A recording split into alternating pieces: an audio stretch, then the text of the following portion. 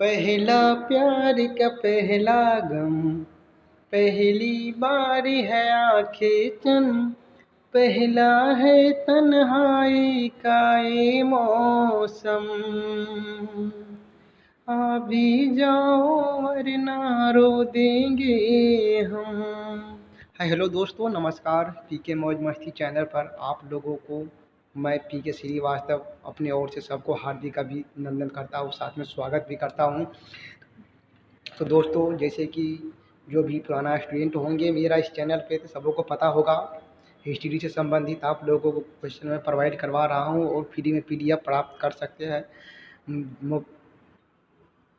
Video के description में जाके आप जो है लिंक पे टच करके आप जो है फ्री में पीडीएफ प्राप्त कर सकते हैं और फ्री में वीडियो का प्रोवाइड आप लोगों को करवा दे रहा हूँ। तो चलिए समय बर्बाद न करते हुए आप लोगों को वीडियो को टॉपिक अगर अच्छा लगे और वीडियो मिस मत कीजिए। इस वीडियो में आप लोगों को बहुत कुछ छिपा हुआ है, बहुत रहस्य की बात है इस वीडियो में। तो वीडियो देखने से पहले आप लोगों को मेरी ओर से स्वागत है कि आप लोग चैनल को सब्सक्राइब कर दीजिएगा और बेल आइकन घंटी जरूर दबा लीजिएगा और अपने दोस्तों के पास ज़रूर शेयर कीजिएगा। चलिए समय बर्बाद न करते हुए क्वेश्चन के ऊपर चलते हैं। तो आज का पहला क्वेश्चन देख लीजिए। विष्णु की प्राचीनतम मूर्ति निम्नलिखित में से कहाँ से प्राप्त हुई है? इसका आंसर हो जाएगा दोस्तों ऑप्शन नंबर जो है ए, विदिशा। विदिशा देशनगर के गुरुध्वज स्तंभ लेख से ज्ञात होता है कि यूनानी राजदूत हेलिओडोरटस, जो अपने आप को भगवान कहता था, ने भगवान विष्णु की उपासना में विदिशा ने मंदिर तथा गुरुध्वज बनवाया। चलिए नेक्स्ट क्वेश्चन देखते हैं। अपने वाहन वृषभ के साथ शिव मूर्ति के रूप में अंकन सर्वप्रथम किस सिक्कों पर मिलता है? इसका आंसर हो जाएगा दोस्तों ऑप्शन नंबर डी, वीम कैडफिशस। अब कुषाण वंश के शासन वीम कैडफिशस के स्वर्ण एवं ताम्र सिक्कों पर सर्वप्रथम वाहन वृषभ के साथ शिव का मूर्त रूप में अंकन मिलता है। चलिए नेक्स्ट क्वेश्चन को चलते हैं। कुषाणों ने किस धातुओं के सिक्के जारी किए थे? इसका आंसर आ जाएगा दोस्तों ऑप्शन नंबर जो है डी, सोने, चांदी और तांबे के।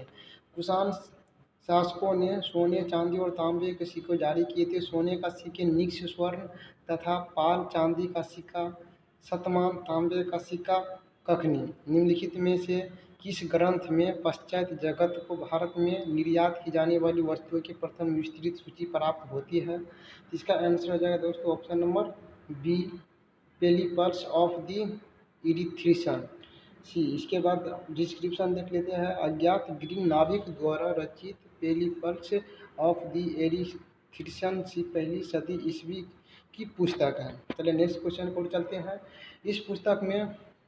इस पुस्तक में पश्चात जगत के भारत में निर्यात की जाने वाली वस्तुओं की सूची मिलती है।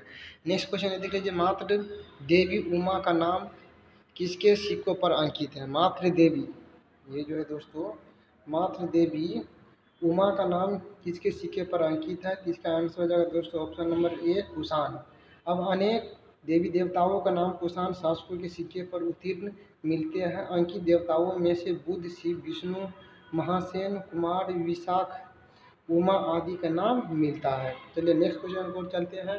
सतवाहन अभिलेख से प्राप्त होने वाले निवर्तन शब्द निर्दिष्ट करता है। इसका आंसर हो जाएगा दोस्तों ऑप्शन नंबर ए, एक भूमि माप। गौतमी पुत्र सतकर्णी के नासिक लेख में भूमि पूंजी ग्रंथ तथा भूमाप इकाई निवर्तन की चर्चा है। सर्वप्रथम भूमि अनुदान का प्रमाण इसी लेख से मिलता है। नेक्स्ट क्वेश्चन देख लीजिए। विक्रम तथा शक संबंध में कितना अंतर है? विक्रम तथा शक संबंध में कितना अंतर है? तो दोस्तों इसका आंसर होगा सी, 135 वर्ष, 135 वर्ष का। अब देखिए, विक्रम संवत 57 ईसा पूर्व बीसी में मलवा के शासक विक्रमादित्य द्वारा शुरू किया गया, जबकि कुषाण शासक निष्कर्ष ने 78 ईस्वी पूर्व में शक संबंध की शुरुआत की थी। दोनों के मध्य 57 प्लस 78 को अगर जोड़ते हैं तो कितना आता है? 135, यानी 135 वर्ष का अंतर होता है। चलिए नेक्स्ट क्वेश्चन को चलते। सतवाहन वंश का कौन सा शासक था जो क्षत्रियों को दंभ का दमन करने वाला था? इसका आंसर हो जाएगा दोस्तों ऑप्शन नंबर सी, गौतमी पुत्र सतकर्णी। सतवाहन नरेश गौतमीपुत्र सतकर्णी अपने वंश का 23वां सबसे महान शासक था। कितना? तो 23वां महान शासक था। उसने आपको एक ब्राह्मण कहा, शकों ने हराया था, क्षत्रिय शासकों को दर्द को चूर किया था। चलिए नेक्स्ट क्वेश्चन पर चलते हैं। मिलिंद पन्हो में किसकी जानकारी मिलती है? तो इसका आंसर हो जाएगा दोस्तों ऑप्शन नंबर सी, भारत ग्रीक स्पार्क, भारत ग्रीक संपर्क।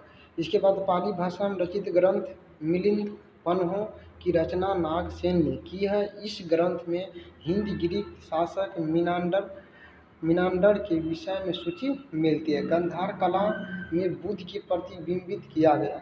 इसका आंसर हो जाएगा दोस्तों option number D, Greek Roman शैली से। डिस्क्रिप्शन देखे थे इसका, कुषाणों के कार्यकाल के विकसित गांधार कला के अंतर्गत बुद्ध प्रतिमाओं का निर्माण ग्रीक रोमन शैली में किया गया है। इस काल के अंतर्गत बुद्ध तथा बोधिसत्वों की बहुसंख्या मूर्ति का निर्माण हुआ। इस मूर्तियों में सर्वाधिक मूर्ति मैंने की है। ज़्यादा मूर्ति क्या थी? तो मैंने की।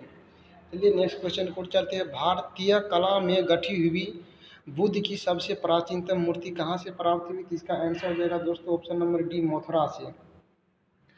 भारतीय कला में गठी हुई बुद्ध की सबसे प्राचीनतम मूर्ति मथुरा में मिली थी। बुद्ध के जन्म, अभिषेक, महानिर्वाण, संबोधित, धर्म चक्र परिवर्तन, महापरिनिर्वाण आदि जीवन के विविध घटनाओं का कुशलतापूर्वक आकलन मथुरा कला के शिल्पियों द्वारा किया गया। तो चलिए नेक्स्ट क्वेश्चन को चलते हैं। नेक्स्ट क्वेश्चन है, देख लीजिए, संस्थारा प्रथा निम्नलिखित में से किस संप्रदाय से संबंधित है? संस्थारा क्या? तो संस्थारा। तो इसका आंसर है दोस्तों ऑप्शन नंबर ए, जैन धर्म से जो है ना संबंधित है। संस्थारा प्रथा जैन धर्म से संबंधित है। नेक्स्ट क्वेश्चन की ओर चलते हैं। आप देख लीजिए दोस्तों, एक से अगर दोस्तों आप लोगों को वीडियो से देखने के बाद कुछ जानकारी मिलता है तो चैनल को सब्सक्राइब करके बेल आइकन घंटी प्रेस जरूर कर लीजिएगा और अपने दोस्तों के पास जरूर से शेयर कीजिए। बेल आइकन घंटी इसलिए मैं आप लोगों को प्रेस करने के लिए बोल रहा हूँ कि ताकि मैं कोई भी वीडियो बनाऊँगा तो सबसे पहले आप लोगों का नोटिफिकेशन जाएगा और आप लोग सबसे पहले उस वीडियो का जो है ना पहले आनंद ले सकते हैं। इसलिए बेल आइकन घंटी प्रेस जरूर कर लीजिएगा। निम्नलिखित में से किस ग्रंथ में गुप्त वंश के शासक की जानकारी प्राप्त होती थी? इसका आंसर होगा दोस्तों ऑप्शन नंबर डी, उपयुक्त सभी, वायु पुराण, इसके बाद विष्णु पुराण, इसके ब्रह्मांड पुराण। ये तीनों जो है ना जो है जानकारी प्राप्त होती थी। पुराणों में विष्णु पुराण, वायु पुराण, ब्रह्मांड पुराण आदि में गुप्तकालीन इतिहास के पूर्ण निर्माण में सहायता मिलती थी। चलिए नेक्स्ट क्वेश्चन पर चलते हैं। गुप्त काल के शासकों की भाषा निम्नलिखित में से क्या थी? गुप्त जो काल था उस शासकों की भाषा जो है निम्नलिखित में से क्या थी दोस्तों? इसका आंसर हो जाएगा दोस्तों ऑप्शन नंबर डी, संस्कृत में जो है ना पहले संस्कृत लोग ज़्यादा भाषा बोलते थे। गुप्त काल में अभिलेखी भाषा विशुद्ध रूप से संस्कृत है। गुप्त काल में मुद्रा किस धातु के बनी होती है? तो इसका आंसर दोस्तों ऑप्शन नंबर डी, उपयुक्त सभी, सोने का भी बना होता था, तांबे का और चांदी, तीनों का। गुप्त शासकों की मुद्राएं सोने, चांदी, तांबे की बनी होती थी। ये पश्चिम में गुजरात से लेकर पूर्वी में बंगाल तक विभिन्न केंद्रों में पाई गई थी। गुप्तकालीन सिक्कों पर सबसे बड़ा खजीरा बयान राजस्थान से प्राप्त हुआ था। कहाँ से ज़्यादा जो है हुआ था? तो राजस्थान से। फिर नेक्स्ट क्वेश्चन को चलते हैं। निम्नलिखित में से कौन सा एक शेष सुमेलित नहीं है? इसमें बोल रहा है कि शेष में यानी गलत कौन है? इसका आंसर है दोस्तों ऑप्शन नंबर जो है बी, ए, भीतगांव का दशावतार मंदिर। ये जो है ना ये गलत है दोस्तों। अब देखिए भूमड़ा का शिव, ये भी सही है। इसके बाद है ये होल पास लड़खाना मंदिर, ये भी सही है। इसके बाद है नाचना कुठार का पार्वती मंदिर, ये भी सही है। तो ये जो है दोस्तों बी नंबर का जो है ये गलत है दोस्तों। अब देखिए देवगढ़ झांसी में दशावतार मंदिर स्थित है। देवगढ़ झांसी में जो है ये स्थित है, दशावतार मंदिर स्थित है। सुमेलित ये नहीं है। चलिए नेक्स्ट क्वेश्चन को चलते हैं। निम्नलिखित में से कौन सा इतिहासकार गुप्तों के क्षेत्रीय मानते हैं? तो इसका आंसर हो जाएगा दोस्तों ऑप्शन नंबर जो है ए, रमेश चंद्र मजुमदार। अब देखिए विद्वान गौरी शंकर जो है क्या थे? क्षेत्रीय। इसके बाद हेमचंद्र राय चौधरी क्या थे? ब्राह्मण। इसके बाद के.पी. जायसवाल क्या थे? तो शूद्र। इसके बाद अलन अलकेतर और रोमिन थापर जो है क्या थे? वैश्य। और चंद्र गोमिन क्या थे? जाट। चलिए नेक्स्ट क्वेश्चन को चलते हैं। गुप्त साम्राज्य की स्थापना निम्नलिखित में से किसने की थी? तो ये जो है दोस्तों किसने की थी? तो चंद्रगुप्त प्रथम ने की थी। अभिलेखीय साक्ष्यों के आधार पर यह गुप्त वंश की स्थापना श्रीगुप्त ने की थी तथा इसका उत्तराधिकारी पुत्र घटो था।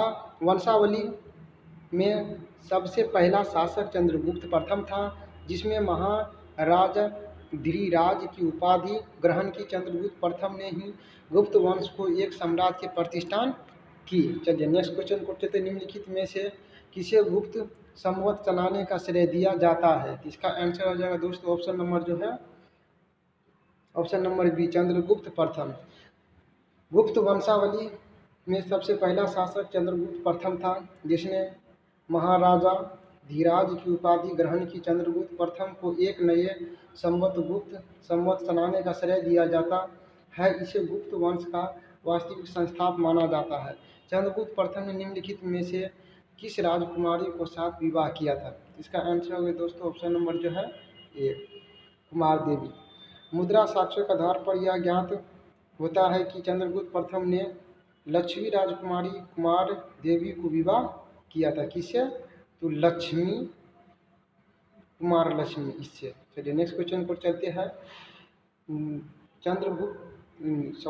गुप्त संवत तथा शक संवत के मध्य कितने वर्षों का अंतर होता है? तो दोस्तों कितने का? तो ऑप्शन नंबर जो है सी, 241 वर्ष का। 241 वर्ष का। गुप्त वंश 319 माइनस 319 बीसी ईस्वी तथा शक संवत जो है ना 78 ईस्वी के बीच 241 वर्ष का अंतर होता है।